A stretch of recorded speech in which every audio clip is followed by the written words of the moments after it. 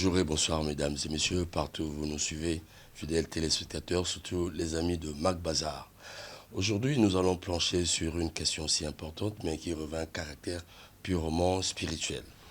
Il faut rappeler d'abord que l'Église est une lumière au cœur des sociétés humaines, et cette lumière où l'Église a souvent pour objectif d'apporter des réponses aux questions spirituelles, psychologiques et parfois même sociales de l'homme. À juste titre donc, il a été créé ici au Congo-Brazzaville en 1993, le ministère chrétien du combat spirituel, je veux dire, qui a connu son essor ici et surtout son émancipation partout dans le monde.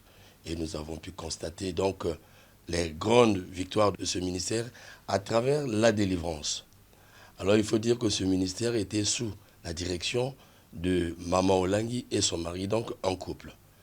Après donc le décès des deux, il faut dire que la discorde s'était installée. Malgré donc les tractations connues entre les adeptes ou encore les disciples de ce ministère, malgré les efforts fournis par le gouvernement de la République à travers le ministère de l'Intérieur, en tout cas, la pression était restée constante. Le ministère n'a pas voulu lâcher prise dans le besoin de restaurer la paix dans le milieu spirituel congolais ou chrétien. Une dernière convocation de l'Assemblée générale avait eu lieu. Ils l'ont dénommée l'Assemblée générale extraordinaire inclusive du ministère chrétien du combat spirituel. Et donc l'inclusivité veut simplement dire dégager plutôt la volonté de s'unir et de créer donc la relance de celui-ci. Malheureusement, après donc l'Assemblée générale, nous avons eu d'autres discours. Et donc pour ce faire, vous apporter toute la vérité, parce qu'il est question de la relance de cette activité spirituelle pour la vie des croyants congolais, j'ai invité sur ce plateau, en tout cas, l'apôtre Bruno Jean-Richard Itoua. Dans les 120 qui attendaient le Saint-Esprit et la Pentecôte, il y avait Marie, mère de Jésus. Il y avait ses frères. Marie n'a pas dit « donnez-moi le ministère, c'est le ministère de mon fils ». Ou bien le message, là, vous n'avez pas le droit de l'utiliser. Non, c'est le message de Dieu. Le message du combat spirituel est le message de Dieu. Sauf si quelqu'un dit le contraire, ça veut dire pendant 30 ans, on s'est trompé. On ne savait pas que c'était un message familial. C'est le message de Dieu. Donc, il n'y a absolument aucun problème, parce qu'ils allaient voir l'État, qu'ils aient leur propre démarche. Je sens quand même qu'il y aura une grande difficulté pour la fondation Olangui Wosho, installée à Brazzaville, parce que d'après ses statuts, ce n'est pas une fondation. D'après ses statuts, c'est une association. Bon, je ne sais pas pourquoi les frères n'aiment pas le droit. C'est écrit, hein, noir sur blanc. Il est créé une association dénommée Fondation Olangui Wosho, une association. Loi 1901, il y a deux types. Ce que les Quinois appellent ASBL, Association Publique Lucrative, et Établissement d'utilité publique. Dans les statuts, on ne sait pas très bien si c'est l'un ou l'autre ou les deux. Ça fait partie des incongruités. Mais ce n'est pas une fondation. Par la grâce de Dieu, je vous ai dit, le Seigneur m'a demandé de créer une fondation. Ça s'appelle Fondation pour Christ. Et j'en ai créé une autre, à la mémoire de la fille que Dieu a rappelée. Ma fille que Dieu a rappelée, qui est décédée d'un cancer. Fondation de l'éveil et toi. Nous avons mis 6 mois pour être en ordre avec les textes qui désormais définissent le fonctionnement des fondations. Il faut un mécène, un promoteur, un mentor. C'est lui qui s'engage. C'est lui qui finance les activités de la fondation. Ce n'est pas avec les cotisations de quelqu'un. C'est lui qui finance les investissements. Chaque année, il doit fournir une dotation permettant à la fondation de fonctionner. Donc c'est ce que je fais pour les deux fondations. C'est ce que fait, j'ai pas envie de la citer, la présidente de la fondation que nous connaissons bien. Il n'y a pas des gens qui cotisent pour ses œuvres. C'est elle qui finance tout. C'est elle qui a décidé de s'engager dans cette voie. Aider les jeunes femmes, mères, aider le troisième âge.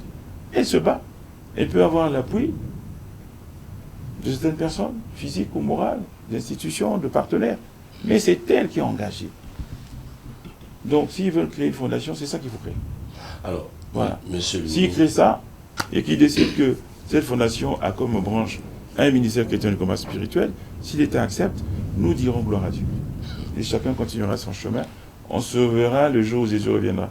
De toute façon, cette position est bien connue. Hein. Elle est bien connue par ceux d'ici au Congo-Brazzaville. Je me souviens avoir reçu M. Kindara, qui était très clair à ce sujet. Je pense que les téléspectateurs de l'opinion congolaise connaissent bien cette nuance entre le ministère chrétien du combat spirituel et donc la fondation. Et aujourd'hui, vous nous révélez que c'est une association. C'est une association. C'est bien. Le but est d'éclairer, effectivement. Alors, l'Assemblée générale tenue, vous avez reprécisé les choses. Je pense que dans les affaires de Dieu, le problème, c'est d'emmener les âmes perdues, parce que ça a fait un bon bout de temps, les ramener là aussi, par avoir un problème avec Dieu. Alors, quelles sont donc les missions auxquelles vous êtes assignés? Deuxièmement, le siège. Parce que là aussi, ça pose problème. Je pense que vous n'avez pas droit au siège. Et comment donc vont se dérouler les cultes? Est-ce que c'est comme avant ou vous avez apporté la nouveauté? Alors, je vais vous donner quelques étapes. Les toutes premières, pour l'instant, nous avons décrété de nous mettre en prière. Okay. Ce qui avait été dit en 2018 et qui n'a pas été appliqué, nous le faisons. On a un programme de prière de 50 jours. Préparer la Pentecôte. Nous voulons que Dieu nous parle. Pour nous dire comment, en effet, nous allons conduire son œuvre. C'est son œuvre. C'est son œuvre. J'insiste, c'est son œuvre. Ce n'est pas l'œuvre de quelqu'un, ce n'est pas l'œuvre d'une famille. C'est son œuvre. En tout cas, en ce qui nous concerne. Parallèlement, nous attendons les réactions du pouvoir public, évidemment. Nous espérons, nous prions, nous avons la foi qu'étant donné qu'il est possible que les autres puissent, eux aussi, poursuivre leurs activités sur les bases auxquelles ils croient. Je ne vois pas pourquoi le pouvoir public nous interdirait à nous de le faire. La dénomination, il y a une distinction. Il y aura MCCS bar C et MCCS bar FW peut-être, je ne sais pas moi, bon, je dis ça comme ça. Mais en tout cas, ils tiennent à faire référence FW. Ils pourront l'introduire comme ils veulent, ça marquera la différence. Donc on peut très bien avoir deux communautés qui cohabitent. Nous, toute la bataille qu'on a eue depuis 2018, c'est parce qu'on est attaché à la vision que nous ont communiqué les parents, dont nous avons pu palper les effets dans nos vies personnelles, mais aussi au niveau des pays où ce ministère est implanté, au niveau des églises, et ainsi de suite. Nous tenons au message du combat spirituel, nous tenons au respect de la parole de Dieu strictement. Nous croyons à l'onction du Saint-Esprit pour faire tout ça. Indispensable. Et nous tenons à respecter les lois et règlements de la République. Voilà ce que nous avons l'intention de faire. Donc, sur cette base, dès que les pouvoirs publics nous auront autorisés à démarrer ou redémarrer, ça dépendra de ce qui nous sera dit. S'ils disent qu'on redémarre, on redémarre. S'ils disent non, vous êtes une nouvelle communauté culturelle en réalité, donc il faut un récépissé, nous donnons le récépissé et puis on redémarre. À ce moment-là, on ira mettre en place les coordinations départementales. Je dois signaler que tous les sièges du ministère, tous, sans exception, étaient à l'Assemblée générale extraordinaire. Ça fait beaucoup de rebelles. Hein. Tous étaient là. Il y a 4 sièges où on a choisi les coordinateurs départementaux. Il reste les autres, plus l'ensemble de l'équipe. C'est ce qu'on va faire. Sur cette base-là, nous allons élaborer un programme d'action d'ici la fin de l'année. Et nous allons l'adopter dans une assemblée générale ordinaire que nous allons organiser après la Pentecôte. Voilà le programme, il est simple. Il y a une bataille sur les logos. Ce n'est pas important à nos yeux. On peut les leur laisser. On va prier que Dieu nous donne de nouveaux logos. Ça, c'est pas un problème. Et il y a une bataille sur le patrimoine. Le patrimoine, effectivement. Alors, vous dites, nous n'avons pas le droit d'aller sur le site. Qui a acheté ce site? Parlons-en. Qui a acheté ce site? Les enfants ont acheté ce site? Vous pensez qu'ils ont le droit de le réclamer? La petite frange là, qui se réclame l'allégeance de l'obéissance totale et inconditionnelle, c'est eux qui ont acheté ça. Ce patrimoine a été acquis à la sueur du front des chrétiens, qui ont fait des sacrifices, qui ont vendu des biens, qui ont parfois mis en danger leur foyer parce que le mari n'est pas converti, la femme n'est pas convertie. Évidemment. Qui ont cassé les épargnes. Ils l'ont fait pour Dieu. Ces sites appartiennent à Dieu. Nous voulons qu'ils reviennent à Dieu. Et nous pensons qu'avec nous, ils seront en sécurité pour Dieu. Parce que de l'autre côté, ils veulent donner ça aux enfants. Les dispositions, parmi celles qui nous choquent, que nous avons trouvées à la découverte des statuts de la Fondation Landiwosho, disent que dans le cas où les parents ne sont plus là, les biens acquis par les Congolais à la sueur de leur front reviendront aux enfants. C'est inacceptable. Jamais de la vie. Jamais de la vie. Jamais. Donc, nous suggérons au pouvoir public qu'on essaie de trouver un accord à l'amiable avec les frères pour ce patrimoine qui devrait rester au service de Dieu. Et chez nous, c'est clair, c'est pour Dieu. Il n'y a pas une disposition qui dit que si le coordonnateur vient décéder, ça revient à ses enfants. Non, il n'y a pas ça. Ou le berger national vient décéder, ça revient à ses enfants. Non, il n'y a pas ça. Mais si c'est pour Dieu, si cela revient à Dieu, qui en fera usage puisque la discorde est claire? L'œuvre de Dieu, celle qui est attachée à Dieu. Je répète, chez nous, le patrimoine appartient à Dieu éternellement. Chez eux, les parents n'étant plus là, ce patrimoine revient aux enfants. C'est clair, non? C'est clair. Chez nous, le patrimoine appartient à Dieu. Chez eux, il revient aux enfants. Nous voulons que ce patrimoine reste à Dieu. C'est pour ça qu'on l'avait acquis. Voilà. Alors si quelqu'un n'est pas avec nous, qui peut nous faire la preuve qu'il avait contribué, on est prêt à le rembourser. Ah ça. On est prêt à le rembourser. Donc, nous ne voulons pas qu'on se donne encore en spectacle, les tribunaux, ainsi de suite. Je crois que ça suffit. On en a assez fait. On a suffisamment déshonoré Dieu. On a suffisamment déshonoré la mémoire des parents. Avec tout ça, nous croyons qu'il faut qu'on arrête. Et pour le patrimoine, on aimerait trouver un arrangement. Et on compte sur le ministère de l'Intérieur pour nous aider à trouver l'arrangement. Et à ce moment-là, on décidera, on saura où va le patrimoine. Ceci dit, l'or et l'argent appartiennent à Dieu. Ce Dieu-là ne peut pas donner un siège à un nouveau. Moi, j'espère que si. Moi, je ne suis pas satisfait de Mont-Carmel comme siège. Non. J'espère que ce grand Dieu pour qui nous travaillons suscitera des partenaires qu'il aura bénis, comme il le fait dans d'autres pays. Je suis allé visiter des infrastructures, des églises, au Ghana, au Nigeria. C'est impressionnant. Les églises ont des universités, ont des banques, ont des cités. C'est le même Dieu que nous prions, qui ne fait exception de personne. Il n'y a pas un Dieu pour le Nigeria, le Ghana, un Dieu pour le Congo.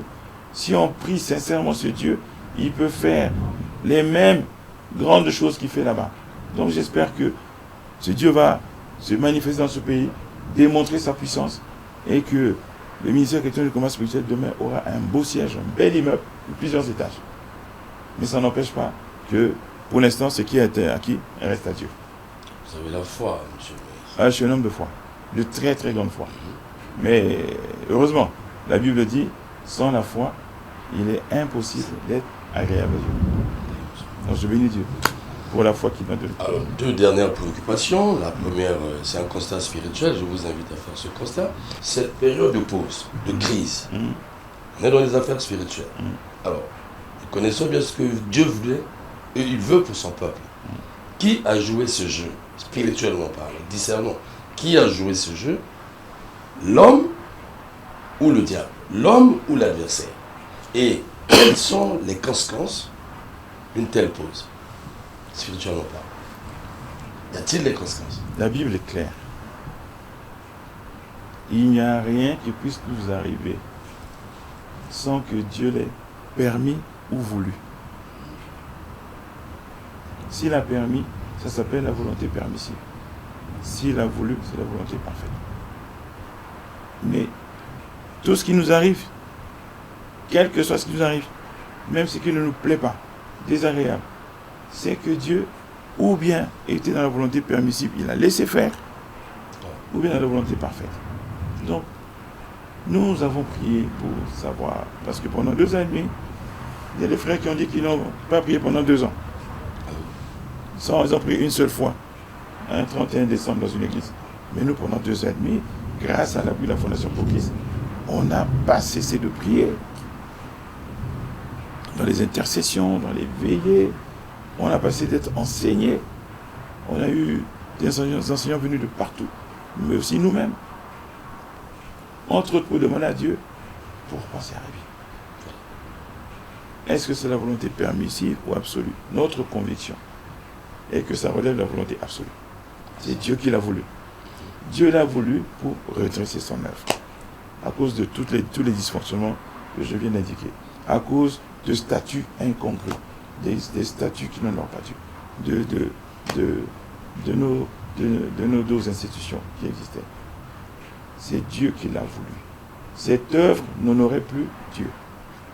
C'est lui qui a permis tout ce qui a conduit à sa suspension. Pour que nous prenions ce temps pour nous corriger. Pour que ce temps serve à restaurer son œuvre. Pour que ce temps nous serve à nous améliorer. À être plus affermis. Je vais être brutal. Dieu nous a dit que malgré les nombreuses années que nous avons passées avec lui, beaucoup n'étaient pas convertis. Vous savez, convertir, en français, de mon point de vue, ce n'est pas très précis. J'aime bien comment on dit en lingala. En lingala, pour dire convertir, on dit Kobongo la motema. Être converti, c'est changer son cœur. Le donner entièrement à Dieu. L'ouvrir à Dieu. Il s'installe dedans. Et désormais, au lieu d'avoir son cœur, on a le cœur de Dieu. C'est ce que Dieu appelle remplacer le cœur de pierre qu'on avait par le cœur de chair. Ce n'est pas le cœur de fer, quelqu'un dit le cœur de fer. C'est le cœur de pierre, pas le cœur de chair. Le cœur de chair, c'est le cœur de Jésus. Qui est donc rempli d'amour, de compassion, d'empathie. Dieu nous a dit, vous connaissez le combat, vous saviez prier, chasser les démons, mais beaucoup d'entre vous n'étaient pas convertis. Vous savez, la Bible dit, quelque part, en ce jour, là, plusieurs me diront, en ton nom, nous avons chassé les démons, nous avons guéri les malades, nous avons fait des miracles. Jésus leur répondra, je ne vous ai jamais connu. On peut faire des miracles, Jésus vous connaît pas. Donc, nous avons mis à profit ces 2 ans là et demi pour pleurer, pour demander pardon et pour demander à Dieu de nous aider à être meilleurs et à nous convertir réellement. Ceux qui ont compris ça, j'ai la foi, la conviction qu'aujourd'hui ils sont meilleurs. Moi je le vois. Mais visiblement, il y en a d'autres qui ne se sont pas posé la question. Qui ont mis ça sur le dos d'un homme. Non, ce n'est pas l'histoire d'un homme. Je vais être clair. Qui ont dit que c'est moi qui ai fermé le ministère.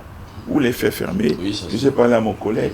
Je suis très puissant. Hein. Je parle à mon collègue et puis il ferme tout. Il suspend toute une œuvre. Non, pas du tout. Ça prouve qu'ils n'ont pas prié. Ils n'ont pas interrogé Dieu. Ils n'ont pas reçu la réponse. Ils n'ont pas reçu la révélation. Et Dieu nous a beaucoup enseigné là-dessus.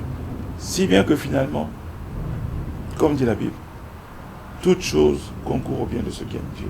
Cette suspension nous a formidablement aidés à grandir spirituellement. Nous sortons de là plus grands spirituellement. Plus grands spirituellement.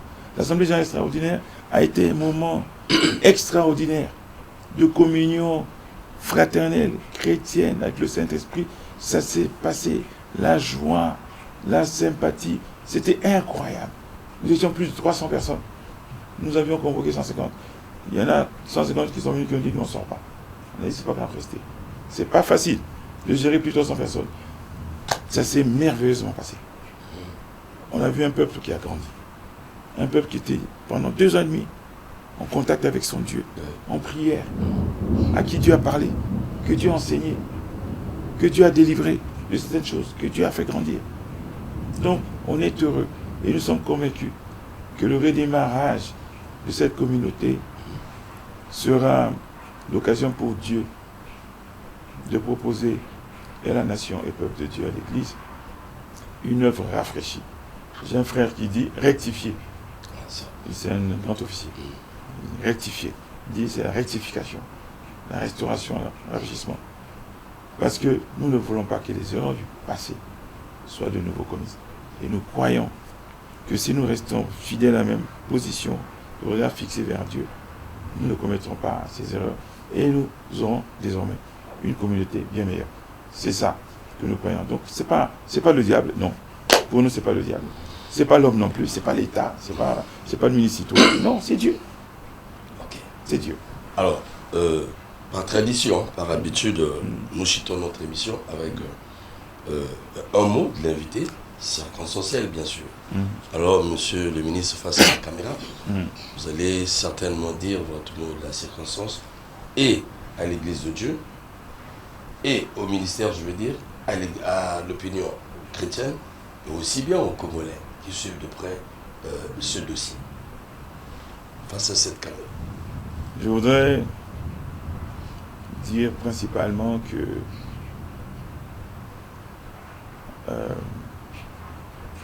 tout ce qui nous arrive provient de Dieu. Et que si Dieu ne l'avait pas voulu, nous n'en serions pas arrivés là, y compris à la tenue de l'Assemblée générale extraordinaire inclusive. Nous bénissons Dieu pour ça.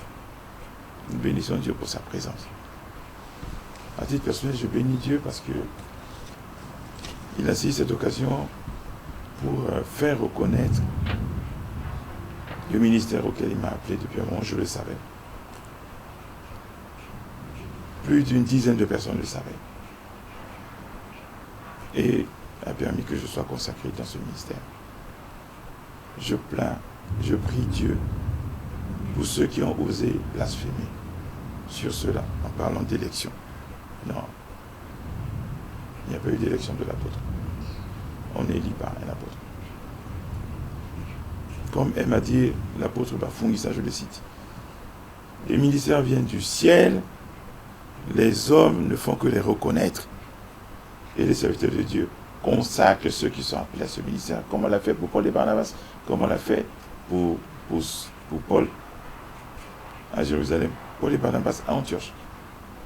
Priez pour eux et on a posé les mains. On reconnaît le ministère et on prie pour ceux qui sont appelés au ministère. J'ai entendu des ignominies.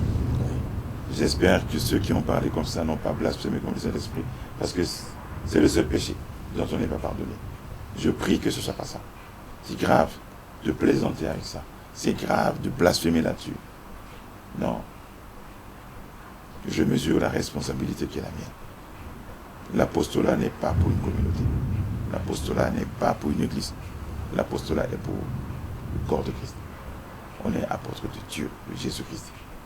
Quand il a établi les 12 premiers apôtres, il n'y avait pas d'église de l'illumination.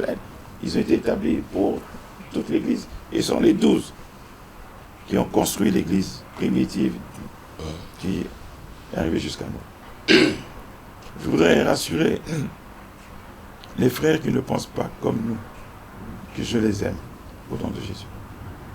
Que tous les autres frères les aiment au nom de Jésus. Il n'y a pas dans notre cœur la moindre haine. Nous prions pour eux.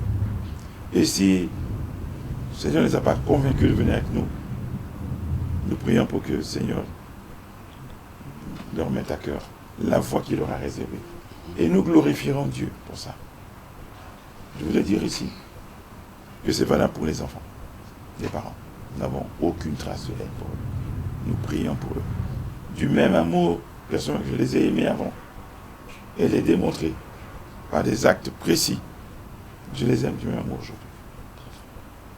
Mais de toute évidence, n'ont pas la même compréhension de la suite à donner à l'œuvre que leurs parents, devenus nos parents spirituels, à tous, j'espère, nous ont légués.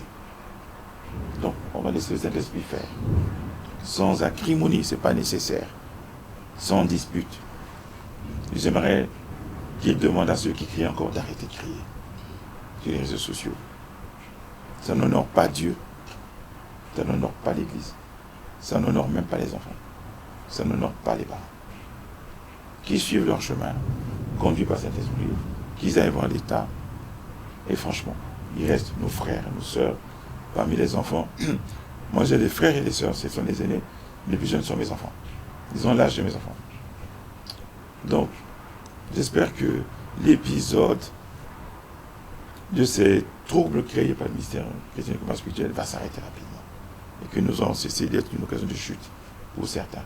Et que nous allons reprendre notre place au sein du corps de Christ et jouer le rôle que Dieu nous y a assigné. C'est par le combat spirituel d'aider le corps de Christ à se préparer. L'Église de Dieu, l'épouse de l'agneau, au retour de Christ, pour être sans tache, ni ride, irrépréhensible, comme Dieu le souhaite. Que Dieu bénisse le peuple de Dieu. Que Dieu bénisse le Congo. Que Dieu bénisse l'Église du Congo. Que Dieu bénisse l'Église tout court, l'Église universelle. Au nom de Jésus. Amen. Amen. Merci. Voilà, chers téléspectateurs, qui a été de mon échange avec le ministre de Dieu, en même temps ministre du gouvernement, Bruno Jean-Richard Itoa, qui nous a donné toute la lumière possible sur cette question.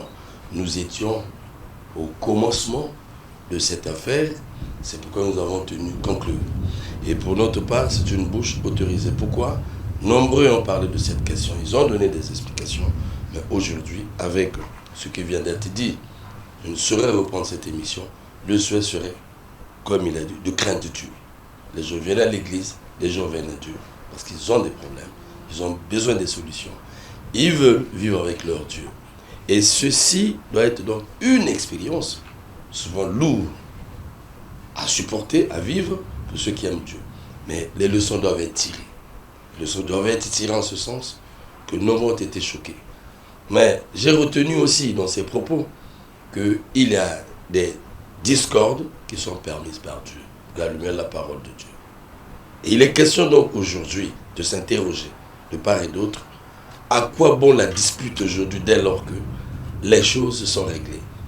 Il y a une tendance de côté, il y a une autre de côté, mais ce qui est vrai, tous sont à la quête de Dieu pour le bien-être spirituel des hommes ou des fidèles. Alors, nous allons prêter un peu attention à ceux qui vont chercher à remuer, sinon pour quel intérêt? Tout est dit ici. Alors, nous avons eu à faire donc notre devoir. Merci, monsieur le ministre de Dieu et le ministre du gouvernement. Merci beaucoup d'avoir eu cette occasion. Pour avoir arraché vraiment ce temps que nous avons tant attendu depuis plusieurs années, je me permets de le dire. Allez donc, au revoir chez vous. À la prochaine fois. Merci.